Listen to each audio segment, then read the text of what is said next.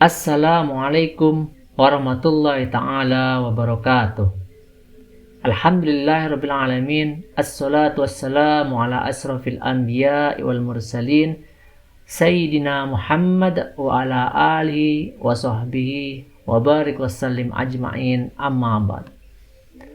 Teman-teman yang dirahmati oleh Allah Subhanahu wa taala, alhamdulillahirabbil alamin. Bersyukur kehadirat Allah Subhanahu wa taala yang mana hingga detik ini kita masih diberikan nikmat iman dan Islam. Kita masih diberikan kesehatan jasmani dan rohani sehingga kita bisa berjumpa kembali di kesempatan kali ini untuk membahas, untuk mengkaji, untuk mengulas kitab-kitab daripada ulama salaf. Teman-teman yang dirahmati oleh Allah Subhanahu wa taala, pada kesempatan kali ini kita akan membahas sunnah-sunnahnya mandi. Jadi mandi-mandi yang dianjurkan, disunahkan dalam Islam itu apa saja? Mari kita baca dulu dari referensi kitab aslinya. Bismillahirrahmanirrahim. Faslun. Wal ightisalatul masnunatu, dan adapun mandi-mandi yang disunahkan, sab'ata asara ghuslan, yaitu ada 17 macam mandi.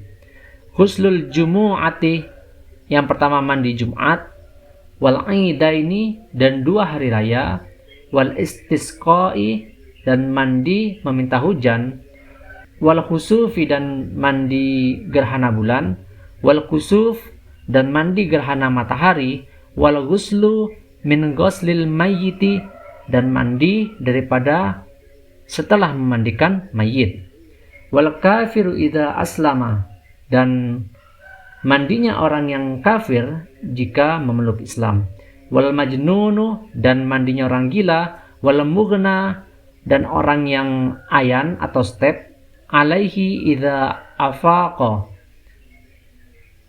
yaitu ketika dia sadar, wal ghuslu indal ihrami, dan mandi ketika hendak berihram, walidukhuli Makkah, dan ketika masuk Mekah, wali wukufi bi Arafata, dan ketika wukuf di padang Arafah, walil mabinati, dan ketika mabit atau menginap, bi Musdalifata, di Musdalifah ya, wali ramyil jimaris salasi, dan ketika melempar jumroh yang 3, walit tawafi, dan ketika tawaf, walit sa'i, dan ketika sa'i, maksudnya ketika hendak bersa'i, walidukhuli madinati Rasulillah sallallahu alaihi wasallam, yaitu ketika hendak masuk Madinah, kotanya Rasulullah sallallahu alaihi wasallam.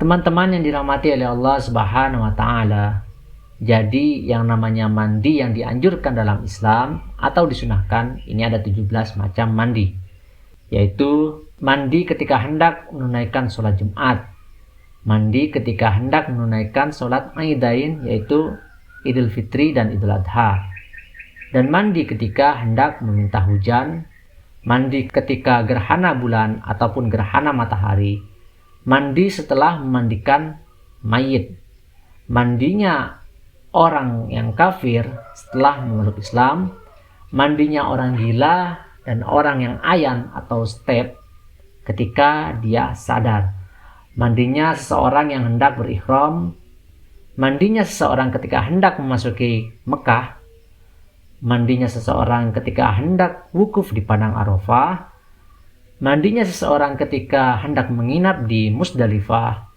mandinya seseorang ketika hendak melempar jumroh, terus ada mandinya seseorang yang ketika hendak tawaf, sa'i, dan seseorang yang ingin memasuki kotanya Rasulullah SAW atau Madinah Al-Munawwarah. Teman-teman ini mungkin pernah terbesit ya, kenapa dalam Islam itu kok ada ritual mandi ketika gerhana matahari dan bulan? Apa sih hikmahnya dan apa fadilahnya? Jadi teman-teman, sebenarnya kita tidak usah berpikir terlalu jauh. Yang jelas mandi ini membersihkan badan dari kotoran dan najis. Dan yang jelas ketika gerhana matahari dan bulan Ya setelah mandi ya berwudu, lalu sholat gerhana matahari dan gerhana bulan. Nah itu ya intinya ya.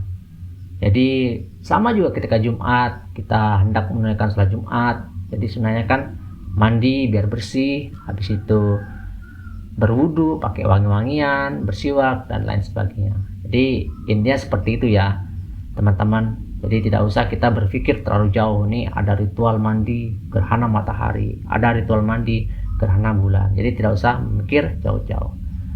Oke, semoga kajian kali ini bermanfaat buat saya pribadi dan buat teman-teman semua. Adapun salah-salah kata atau khilaf mohon dimaafkan, dan saya beristighfar kepada Allah atas segala kesalahan saya.